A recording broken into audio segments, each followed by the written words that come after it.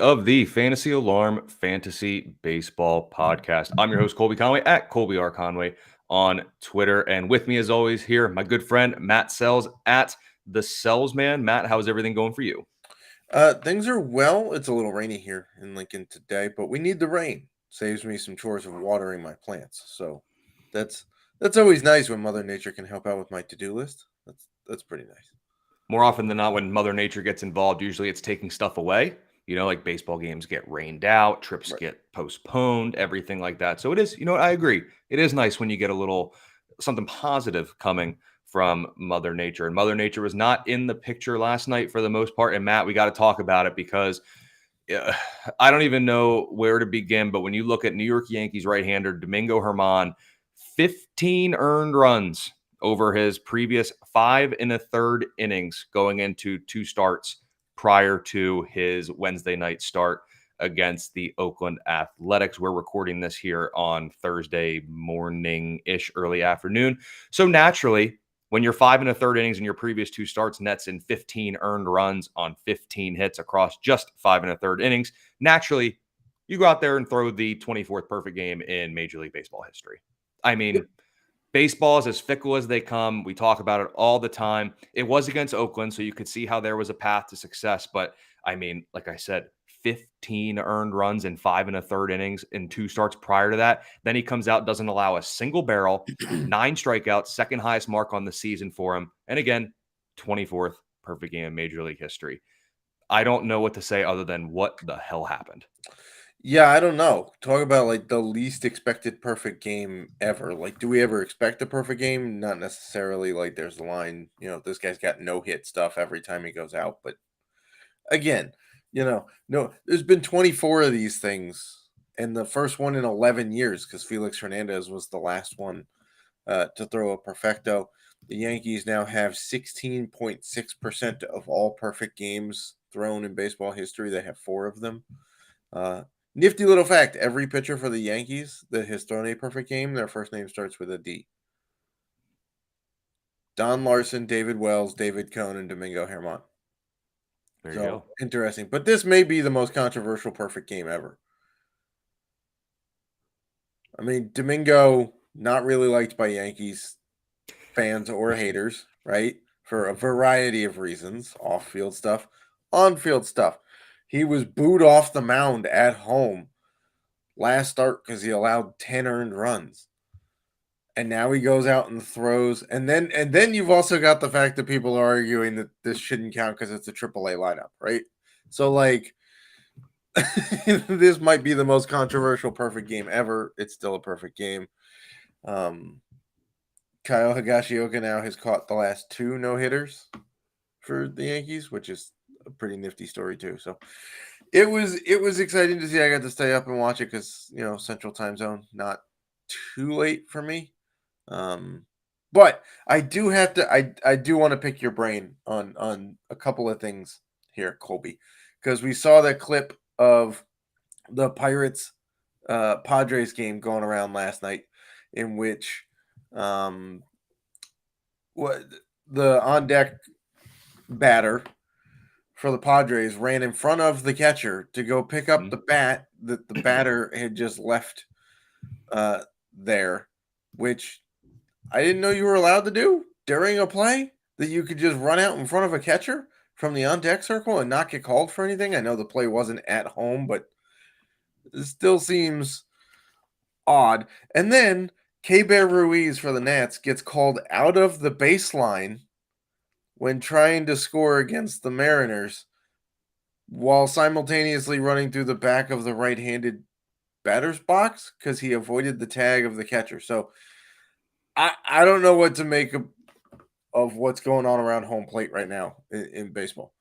Yeah, there's some weird stuff there. I can tell you as a former catcher, I was always taught, the batter hits the ball, drops the bat flip, whatever they want to do. The bat's there in play. You need to remove that yourself as the catcher because Right. God forbid the throw comes in, it short hops, hits that bat, you're not getting it. So, Or the opposing runner trips over the bat, well, or you trip over the bat. Not that ideal either. true. I mean, in a perfect world, sure, they trip over it, buy me some time. But yeah, as a catcher, if that bat was there, I would always move it out of the way because I needed that I couldn't have that added obstruction there Right. for the sake of a short hop. Now, it was Cronenworth, I believe, running in front of the Yes. catcher. Very odd. Typically, the on deck guy just stands back a little bit, and they're doing one of these or whatever they want to do to say slide or stay up or you're good. Running in front of the catcher is odd. I You agree. get to a bat It's that's odd. behind the catcher. It Yeah, wasn't even in front of the catcher. it was weird. It was weird. I'm surprised the catcher didn't get rid of it. I mean, maybe they knew the play wasn't coming there anyway. No clue. But yeah, I would have removed it myself. But weird. Home plate's weird. At this point, the baseline, the base paths, where they can run, where they can't run, it's all arbitrary. It's a free for all out there. It depends on those 3 or 4 umps that are out there that they're the ones that get to make the call. That's just it. That's what it comes down to. From field to field, it's going to be different. And it's so interesting when you see stuff like this happen, because I can't tell you how many times when I played, you're on second base hit to the outfield, you're trying to get home, right? You know Right. how wide some people take it around third? Yeah, that's the They're other past thing the is, coach. if you watch the clip in the Pirates game, the Pirates runner is rounding third base and he's like 9 feet into the grass. Like, he's closer to the dugout than he is to the third baseline, and there was no problem there. But K-Bear runs in the line, runs through the right-handed batter's box, and avoids the tag and is still called out. In 30 plus years of watching baseball, I've never seen a guy. If he had slid, I guarantee you he would not have been called out. I would probably agree with you on that statement. And I think I'd agree. being a catcher, he doesn't want to do catcher on catcher crime by running the opposing catcher over. Yeah, there was mutual respect there. Right? So, like, what's he supposed to do? Just give himself up? I guess. I don't know what to say of it, but let me go back to Domingo German quick. If you do want to look for something there, highest rate of curveball of his usage in his pitch mix, and lowest with his sinking fastball, which maybe there's something to build upon there. I mean, I don't really know how you build upon a perfect game, but maybe that pitch mix worked for him. Again, it was Oakland, so I'd like to see it in a second start again. Sure. But Murphy's Law at this point says the next time he comes out here, he's going to get shellacked for 6 earned runs. I saw tweets that, like, I can't wait for. I was rooting for that to happen so I could stack against him in DFS in his next start. Yep, I couldn't Probably agree. We'll talk about greatness a little bit later too, on a slightly different topic in Major League Baseball. But a couple quick injury news to talk about. Some back tightness seems to be going around a little bit in Pittsburgh. Third base extraordinaire Brian Hayes is going to go to the IL. Back tightness, back inflammation, mid-back muscle strain, however you want to call it. Back issue is pushing him to the IL, and fellow third baseman in the same division, Nolan Arenado, left Wednesday night's game with lower back tightness as well. Calling him day to day. Did miss some time last year with it. At least we know Hayes is going to miss time. Arenado's status is up in the air, but long term, I don't think this is anything fantasy managers should be overly concerned about. No, somebody should get these guys a mattress deal. Like, we've seen a rash of these going around now. We've had Byron Buxton, we talked about, has some back tightness. We've seen Victor Robles on and off the IL and back on again due to back tightness. We've seen some other guys, miss some starts here and there due to it. To me, this is kind of one of those things that pops up in the summer, right? You've been going full tilt for a while now. Temps are starting to get warmer. It's easier to tweak stuff in warmer temp. Let's say you're a little dehydrated, your muscles tighten themselves up a little bit. Not overly concerned about either of these. Yep, I think that's right. And then one that'll keep him out for the year, Matthew Boyd undergoing Tommy John for throwing a pitch skyrocketed above the catcher's head. And you could tell right away he looked right down. That arm was pretty stationary. So Tommy John, he'll be done this year, probably a good chunk of next year as well. Tigers might be getting Tarek Skubal back soon, so maybe that's an upgrade to the rotation. Never want to see someone get hurt. But Matthew Boyd at this point, dynasty, everything, I hate to say it, but it's got to be almost over for him. Yeah, basically. Like, he was pitching so-so when he was healthy. And let's face it, the Tigers are a little ways away from having a solid team. They've got some solid prospects. I've talked about a few of them on this pod and in my weekly prospect report. They're probably going to get another good one in this draft that we're going to talk about here in a few minutes. But they're still he's not getting a whole lot of help from the offense. So even if he came back middle of next year, it's not like it's a huge uh uh boost to any fantasy roster. So I would just let him sit out there until he's healthy. I think that's the move. 32-year-old guy going for Tommy John, who's had noted arm issues throughout the majority of his career. Not overly positive, but Matt, second edition of the week. You know what that is? It's time down on the farm with Matt Selz. So, Matt, I did not put this question in the show sheet because I wanted to catch you off guard because I have to know, what is your preference for Jello shots? It's been so long since I've had a Jello shot. Apparently, if you go to Rocco's, though, they're just giving those suckers away. Like, there's records of LSU topped, 30 something thousand Jello shots during the College World Series. Their fans did. That's a lot. I don't know. Maybe watermelon? Watermelon's usually a pretty good Jello flavor. So I will take any Jello shot without tequila. Any other alcohol is fine, or any other liquor's fine. No tequila. See, I will do it as long as it's not vodka. Nope, I draw the line at tequila. That is not for me. But don't mind a good Jello shot every now and again. Don't get my hands on them too much. But when I do, as long as it's not tequila, sign me up. So, Matt, obviously you do all the prospect stuff here at Fantasy Alarm. A lot of great stuff there. Everybody should be checking it out. There's even a little paid homage there to Jello shots in the opening sentence of this week's prospect report. But Matt, obviously we saw a great College World Series altogether, highlighted by LSU and Florida in the finals. So I got to ask, simply put, from a fantasy perspective, long term, who was your favorite prospect that we saw in that series, or just from one of those two teams, even? So it's hard not to go with Paul Skeens, right? Mm-hmm. Like the guy was just masterful all season, and then he got to the postseason and didn't disappoint. In fact, he saved his best for the last couple starts he had. That Wake Forest series was phenomenal. He and Rhett Lauder went pitch for pitch in that whole series. Dylan Cruz obviously didn't do badly. He's a Golden Spikes winner for baseball, so best player in college baseball. That's the equivalent of the Heisman Trophy. It's hard to give Florida a whole lot of ups because they didn't really score a whole lot, right? So you got to put it on the LSU pitching staff. The final was the last game was 18-2 win for LSU. Not ideal, right? So I'm going to go with, it's hard not to go with the easy answer here, but it's Paul Skeens. I think that's the right pick as well. And then in this week's prospect report, the prospect report, as I'm looking at it here, you're really looking at the 2023 MLB Draft Class. And in previous editions, Behind the Dish, as a former catcher, I am biased to talking about this position. But you had mentioned that you really like Kyle Teal, even calling him your favorite catcher in the draft. But you did admit this week that Blake Mitchell isn't far behind. So let's say for those dynasty formats out there, if you get to pick from the rookie class coming in here or this year's draft class, would you draft Teal ahead of Mitchell? And if so, how close is Mitchell to Teal as an overall prospect? So in my rankings, Kyle Teal is inside the top 10, in the back half of the top 10, and Blake Mitchell is between 10 and 15. So they're pretty close, right? That's not just catchers. That's like overall, they're pretty close. So they're one. I would call them like one and then one B2, like somewhere in there. For me, for Dynasty, I'm still going to go with Kyle Teal. Here's why. The tools are pretty close. If you want to split hairs, Kyle Teal has a little less pop, but a little better hit tool. Speed is basically negligible. We're not really looking at that for catchers. Arm strength for Blake Mitchell is probably a little better. But catchers, as you know, Colby, take a while to mature, right? Because they're not only worried about hitting, they've also got to learn the staffs and call games.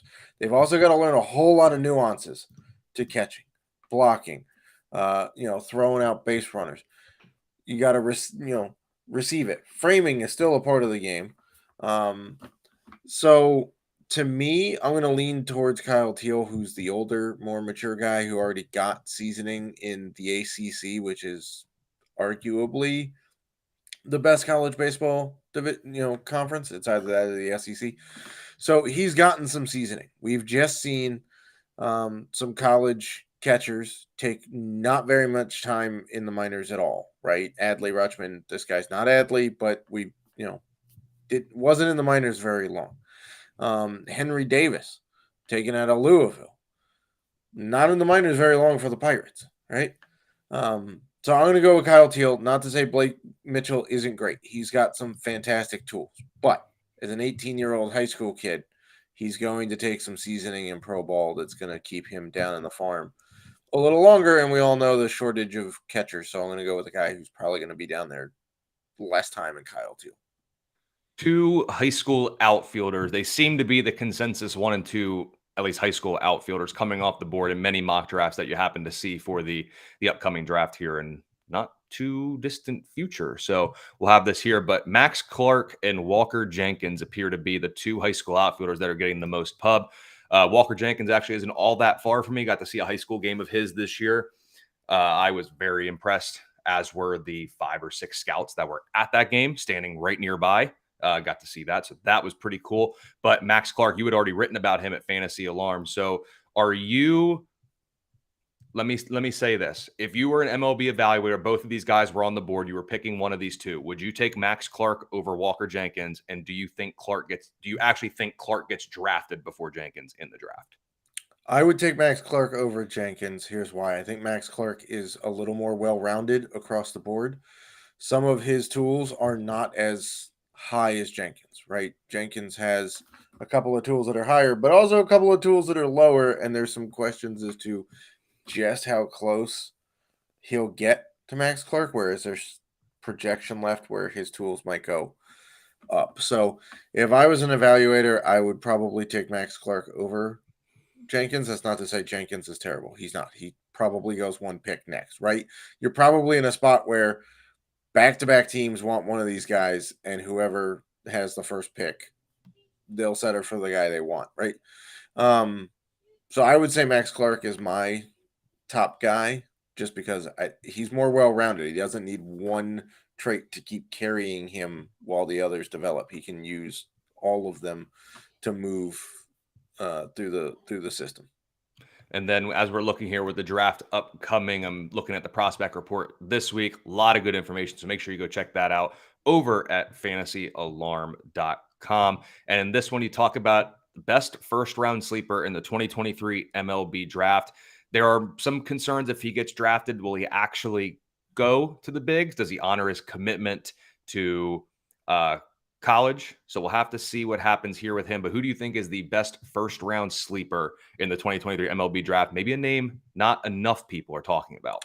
Yeah, so it sounds weird to say first round sleeper. My wife also questioned me on the phrasing there. I said, well, for dynasty people, a lot of us pay attention. Well, I pay attention to the whole draft, but a lot of dynasty owners out there pay attention to who goes in the first round or competitive round B for their next prospect that they're scooping up, right? And so the guys in the top 5 or top 10 get all the attention. But after that, you find some really good guys. You want to know who? Like Mike Trout went 25th the year he was drafted. Steven Strasburg went first in that draft, by the way. Drew Storen went ahead of him. Randall Grichuk was drafted by the Angels 2 spots before Trout was drafted by the Angels. Okay, so it's an inexact science. But the guy that I really, really love in this class that I have absolutely fallen in love with is Travis Sikora. He's a high school kid. He's 19, so he's a little on the older side for high school kids. He is 6'6", 240 as a 19-year-old. He is a man. All right, so he's got the size to be an ace. He has the stuff to be an ace. He has 3 pitches that are all at least above average, if not plus. The fastball is arguably double plus.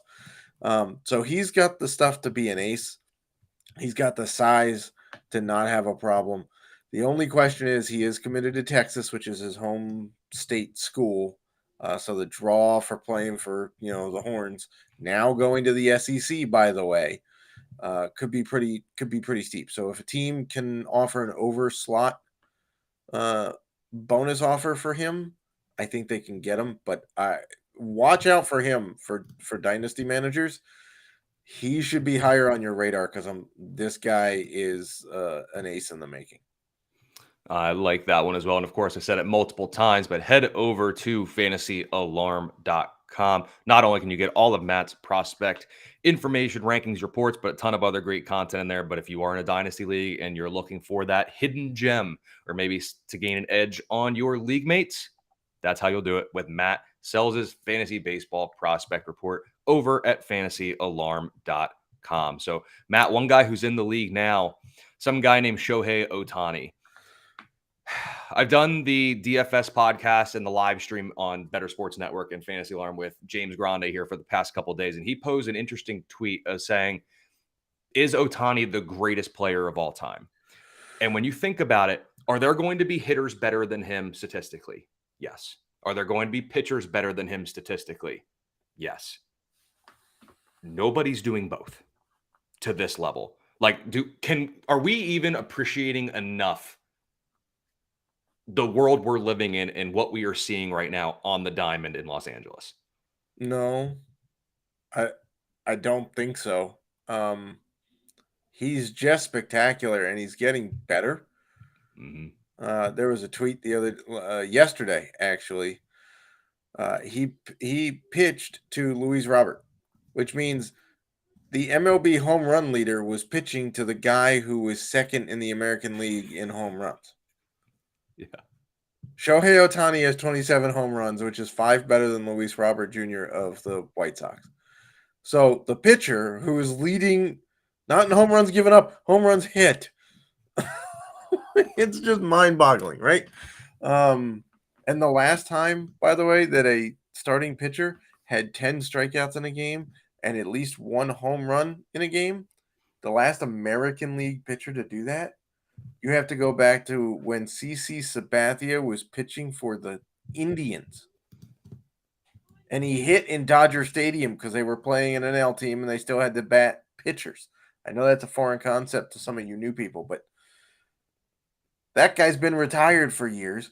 The team that he pitched for changed its name, and that wasn't even how many teams ago? Was that 3 for him? Yeah. Ohtani's ridiculous. Consider this too. Okay, so I'm looking over here at his pitching numbers. He also leads the Angels in basically every statistical category except for saves and holds. How dare he? Pitch the 9th inning, Shohei. Yeah, one time. Grande and I joked that he should just do his bullpen work between starts on the mound and get credit for holds. Yeah, might as well get out there and just fully. I mean, they need bullpen help, so why not? Yeah, why not let them tweak a pitch on the mound stats in a major league game? Yeah, absolutely. And when you look here, I mean, in terms of ERA, like he's in 16th in the league, 302, very good. He trails only Spencer Strider and Kevin Gossman in terms of his total strikeouts. So like he's near the top of pitching categories. Then you go to the offense when he actually has the bat in his hands. As you said, he already leads Major League Baseball in home runs. He's second in RBIs. He's very well within striking distance of the AL Triple Crown. Yeah.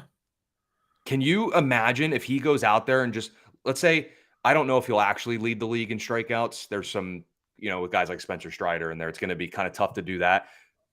But he could win the American League Triple Crown, post a sub-3 ERA, and lead Major League Baseball. And if not Major League Baseball, his main competition for strikeouts in the American League is Kevin Gossman. He could win the American League Triple Crown, have the most strikeouts potentially in Major League Baseball, but maybe very well so the American League, not to mention a sub-3 ERA. Here's my question. Can he win both Triple Crowns in the same year? Pitching Triple Crown is wins, strikeouts, and ERA.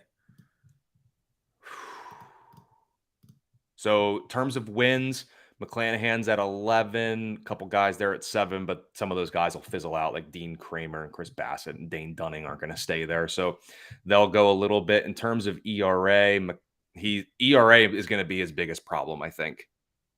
That's just the one right now where he's the farthest away, and there's guys that are just pretty low. So I think that one could be tough. But I mean, let me take the cop-out answer. If anyone's going to do it, it's going to be him because he's the only one with a chance. The only one with a chance. But he's fathomable. Ridiculous. My question is, does he stay in LA? Well, at the end of this, yeah, I don't think he's getting traded at this point because the Angels are well within playoff distance. But does he stay? Do they fork out What I can only imagine would have to be at least 500 million, if not 600 million. Do you think Shohei Ohtani could write an article on like fantasy football sleepers and busts? Yes.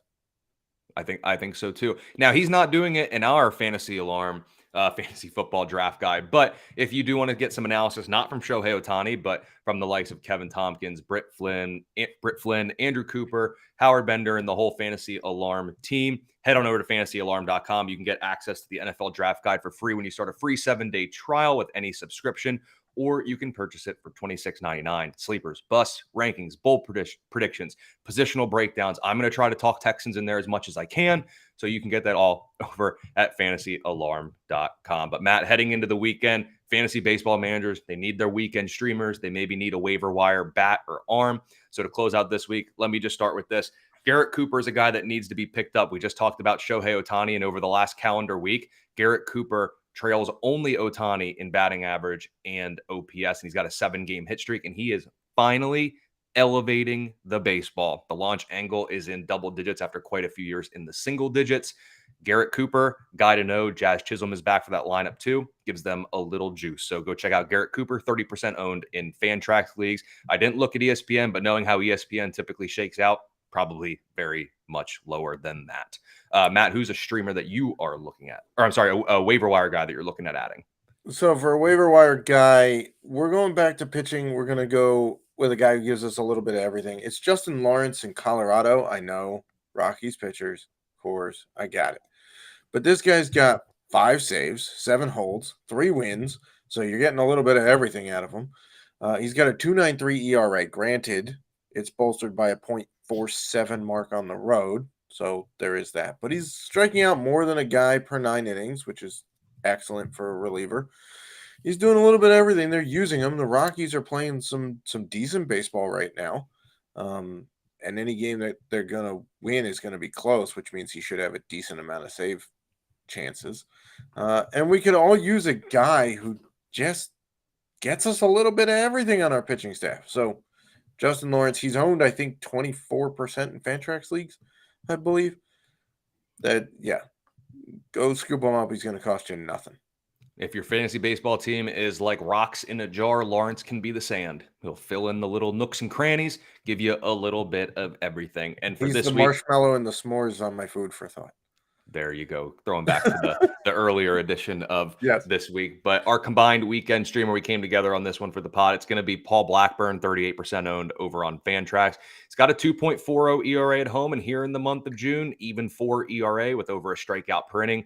Yes, the White Sox are worse against lefties, but sometimes from a streamer, all you want is a little floor and some reliability, and Blackburn has been that of late. So take a look at Paul Blackburn. And of course, head over to fantasyalarm.com. If you use promo code ALARM50, you get 50% off 6 months of all access, which gives you access to our award-winning DFS Playbook Pro, access to Discord, exclusive DFS tools, features, and more. And of course, get your hands on the Fantasy Alarm Fantasy Football Draft Guide.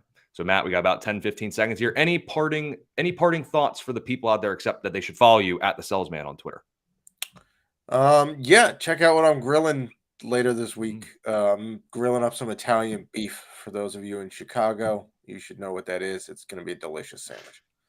There you go. Make sure you check that out, as well as all the great content over at fantasyalarm.com. Best of luck this weekend with your streamers. And again, get your hands on the Fantasy Alarm Fantasy Football Draft Guide and all the great fantasy baseball content we have there. But for Matt Selz at the Selz Man on Twitter, I'm Colby Conway at Colby R. Conway, and we will see you early next week with the next edition of the Fantasy Alarm Fantasy Baseball Podcast.